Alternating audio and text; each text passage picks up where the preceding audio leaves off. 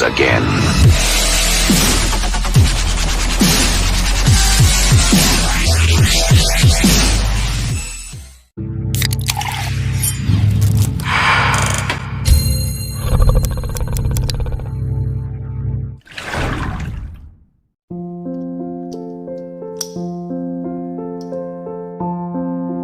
Assalamualaikum warahmatullahi wabarakatuh. Salam sejahtera dan sukses untuk kita semua.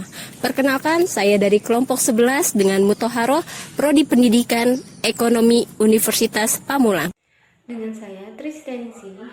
Pada kesempatan kali ini kita akan membahas tentang keragaman bahasa Indonesia. Keep for watching.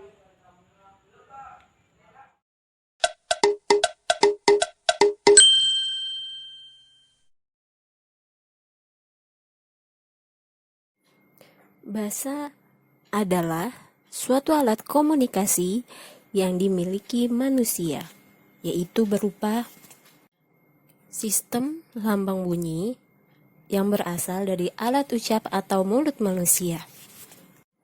Selain itu, perlu kita ketahui, bahasa itu bukan hanya sebagai alat komunikasi, melainkan sebagai identitas negara dan merupakan pemersatu bangsa.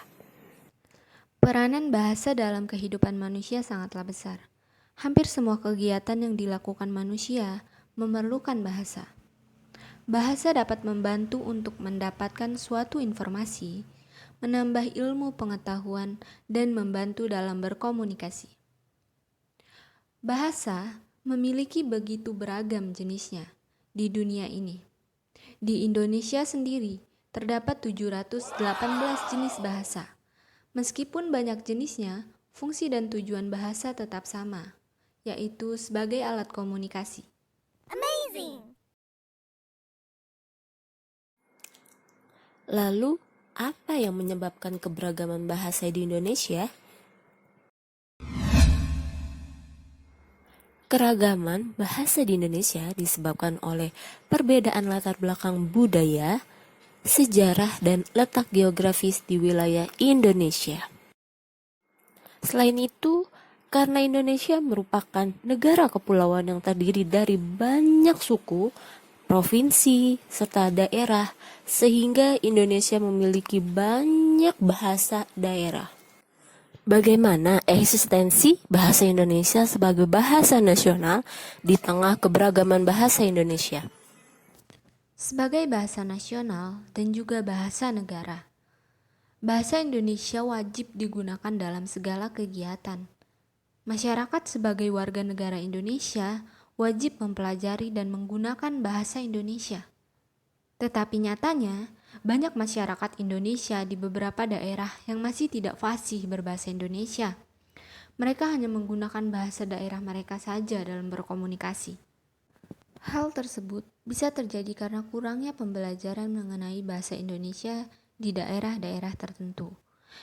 Tenaga pengajar yang belum juga menguasai bahasa Indonesia, dan masih banyak faktor lainnya yang menyebabkan hal tersebut bisa terjadi. Keadaan tersebut merupakan suatu hal yang harus diperhatikan oleh pemerintah agar tidak menjadi suatu yang dapat mengakibatkan perpecahan. Lalu, apa yang seharusnya dilakukan agar seluruh masyarakat Indonesia tidak melupakan bahasa Indonesia sebagai bahasa nasional? Pemerintah harus lebih mengoptimalkan pembelajaran bahasa Indonesia di berbagai daerah dengan memberikan peningkatan pelatihan kepada para tenaga pengajar, serta dengan memperbanyak penyuluhan kepada masyarakat mengenai bahasa Indonesia. Dan jangan lupa kita menanamkan kepada masyarakat jika bahasa Indonesia wajib kita utamakan.